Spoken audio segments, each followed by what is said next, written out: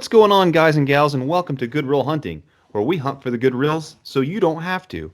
It's your boy Brad here, got the Burt Man. We are going to do a quick first impression spoiler review of Never Hike in the Snow, which just came out tonight at 9 p.m. Eastern Standard Time.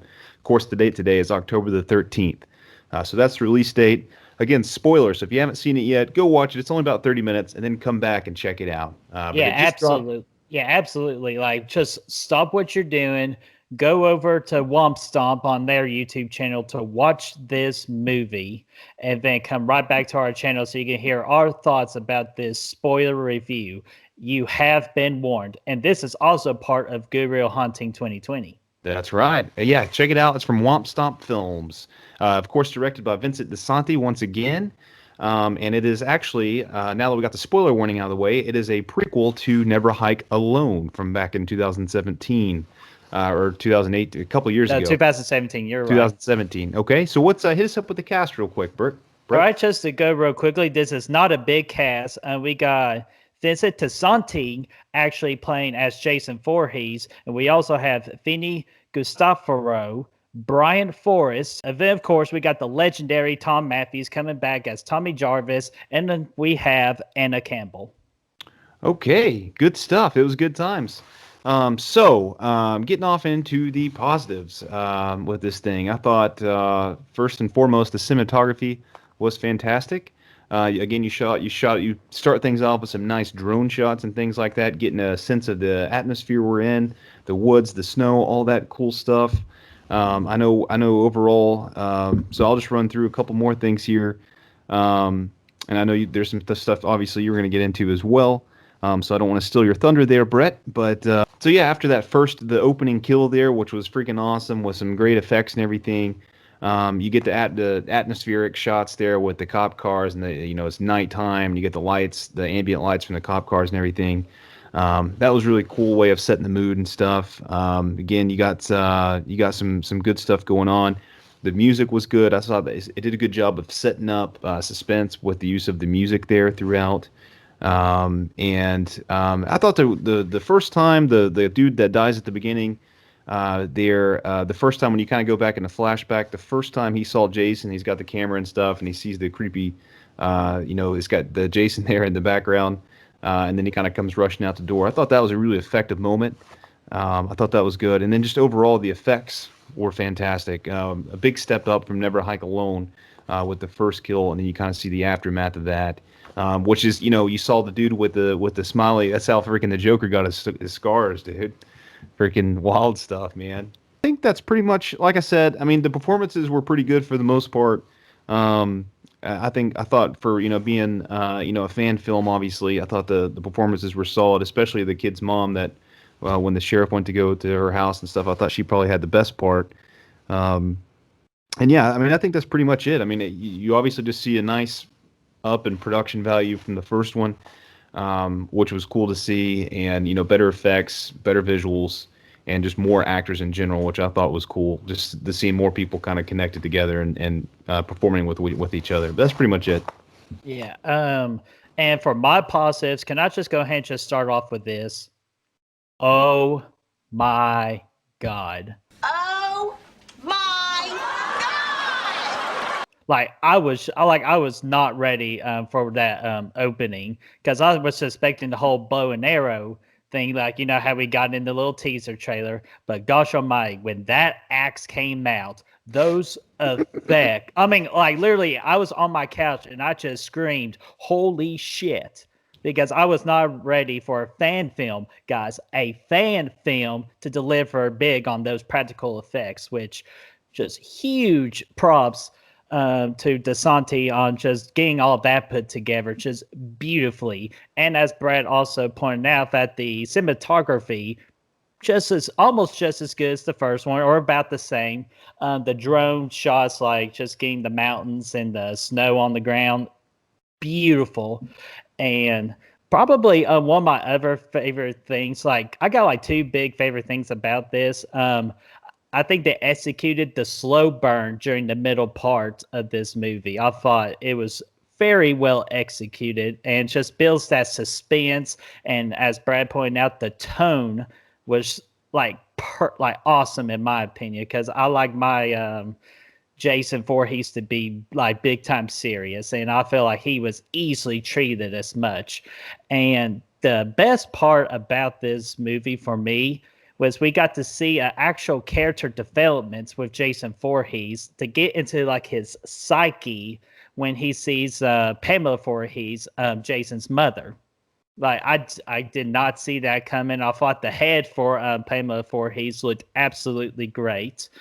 And man, I just can't say enough nice things about this movie. This movie will instantly go into my top 3 of the Friday the 13th franchise, which I know that's a bold statement right now, but we'll go to more detail next year about that list. Just Brad hit it on the nail. Cinematography great, tone great, practical effects great. Actors were really good for a fan film too, and I was really surprised with the mother. I agree with Brad too, that the mother actually had the best acting, and of course, Tom Matthews did his usual stand-up self as Tommy Jarvis. Yeah, maggot head. Rick the Dick, dude. Rick the Dick. Oh my gosh. That's all your positives? Yeah, that is all. I'm telling you, like I could keep going more, but we're just trying to keep this short and sweet. Okay. Yep. Absolutely. So going into the negatives now, I had a few problems with it. Not necessarily as a fan film. I thought that was, as a fan film, this is beyond anything I could ever imagine, really. Alongside with Never Hike Alone. But just kind of looking into it more critically, as you would say. I mean, I liked I thought all the sequences with Jason were done really well. Like you can obviously tell Vincent DeSanti knows the character of Jason and how to shoot him and how to kind of create and set him up and stuff. There were some convenience and stuff like with him, like, after he shoots dude first off, he comes out from behind that tree randomly. I mean, I thought that was I mean, it was a good shot. It was an awesome shot, but I don't know if he was just standing there, like taking a leap behind the tree before the dude showed up or whatever. Like, I don't know what he was doing there, but he came out again. It was a good shot. And then he shoots the dude with the bow and arrow, all that. And then shoot him in the leg. Sorry, in the leg. Like Ace Ventura. He shoots him in the leg.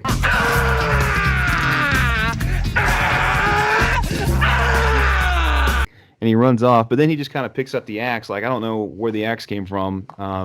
Like it was just out of nowhere, but like I just didn't focus on that. I just focused on what freaking Jason was going to do with it. But no, you're absolutely right. That is how convenient. Yeah, I mean, it's just convenient. And again, it's not a big deal. I mean, this is a fan film we're talking about here. You can't set everything up perfectly the way you would in a feature-length film, and I get that. That's fine. Some of the dialogue I thought was a little iffy but especially the weakest performance for me was actually Rick the Dick. The sheriff coming back from part 6. I mean, it was cool to see him back, and I'm glad he came back for the role.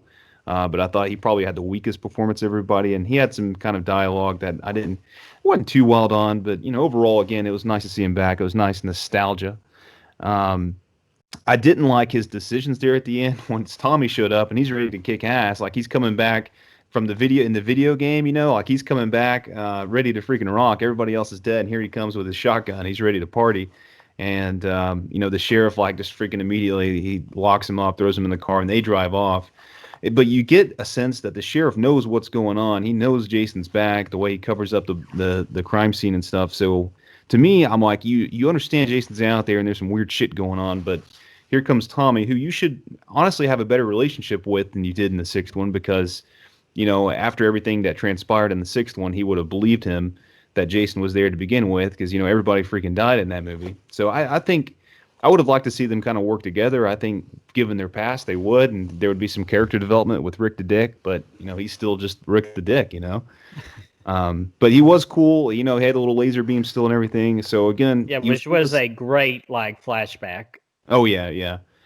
And it was awesome. I mean, I felt the ending was a little abrupt. Kind of came, it was to the freaking climax and then just freaking ended, man.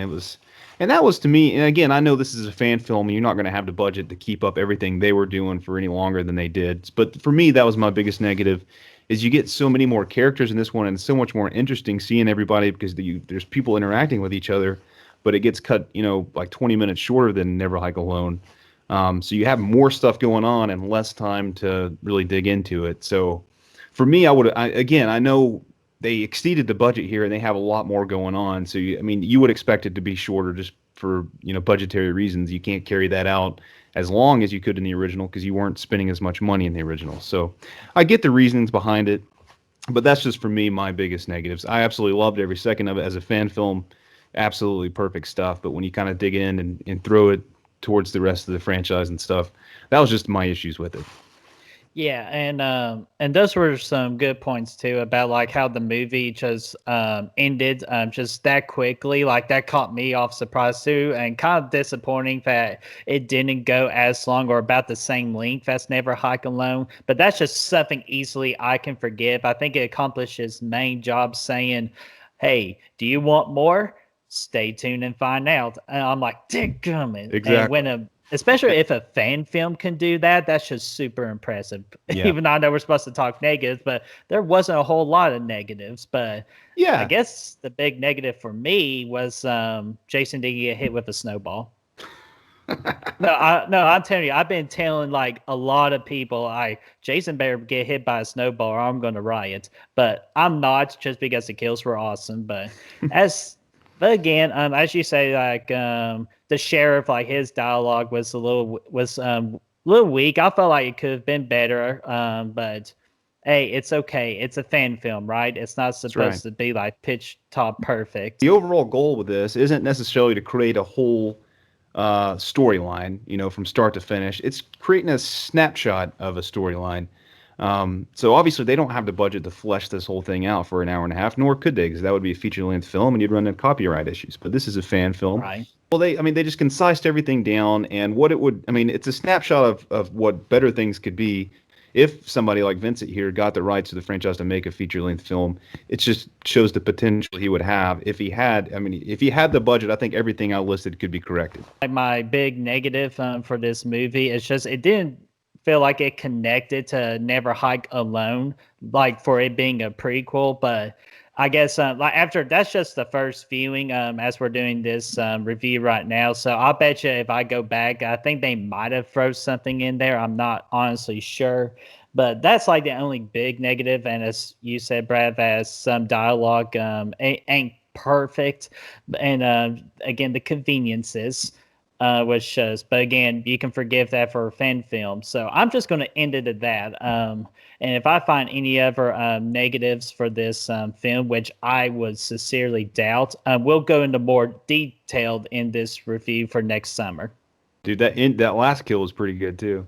Oh, dude, I'm telling you, that threw me brutal. off guard too. Again, screamed from my couch. Holy shit. What would you give this bad boy, Bert? Dude, before I give you this rating, can I tell you one of the things that I noticed in this movie? Do you remember the fact that officer found the mask on the ground, like the two masks? Oh, yeah. Did you realize what the one he picked up was from? Part 3. Oh, actually, part 5. Oh, was it? Did it have the blue? I missed that, dude. Yeah, I just guessed. I'll have to rewatch it, but it's either part 3 or part 5. But I could have swore, like, by the detail right there, it looks like 5. But I could be totally wrong. And if I am, just in the comments section, please let me know. But I'm actually going to give this a rating right now, and this might be way too high, but I'm telling you, I don't care because I feel like this film has deserved it. I'm giving it a 4.5 out of 5. I dig it.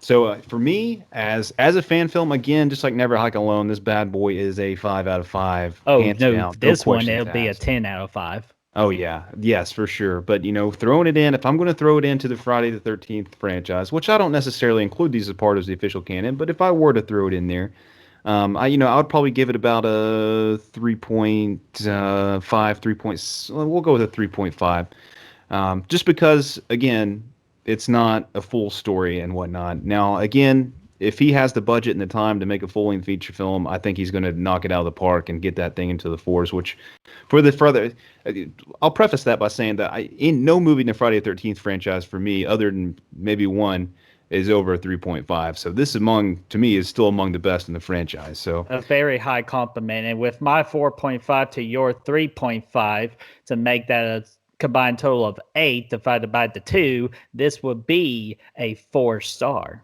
Yes, it is, and well deserved. I dig it, and I can't wait to rewatch it and It's got me excited. I know he's got some other things planned out, so I can't wait to see what else he does down the road. Yeah, and we better support him when that announcement is Absolutely. I'm instantly like going to start like collecting the Blu-rays for these movies. Yep. Yeah, I would definitely. I'm gonna, when it comes out, we'll whenever he keeps going with the stuff, we'll take a look at that Indiegogo stuff and definitely get things pretty jacked because I'm excited to see what he's got in store. I hope he keeps doing it because it's awesome stuff. Again, don't be discouraged by my 3.5. I'm rating that as an actual movie. So yeah, which again, that's high respect for us. Like I Yes. know mine's too high, which I bet I'll come down with a score here in the future. But just right now, Excited. 4.5. So, but Yep. Check out Womp Stomp Films for sure, ladies and gentlemen. They got some good stuff over there. Absolutely, they do. And so, you got something to say? I was going to say, what did you guys think? Let us know. Let's talk about it down stole below. my line. No, you take care of the reins there. Touche. So, guys, what do you all think about Never Hike in the Snow? Did you love it as much as I do? And Brad, of course, I know Brad loved it. But did you love it as much as we do?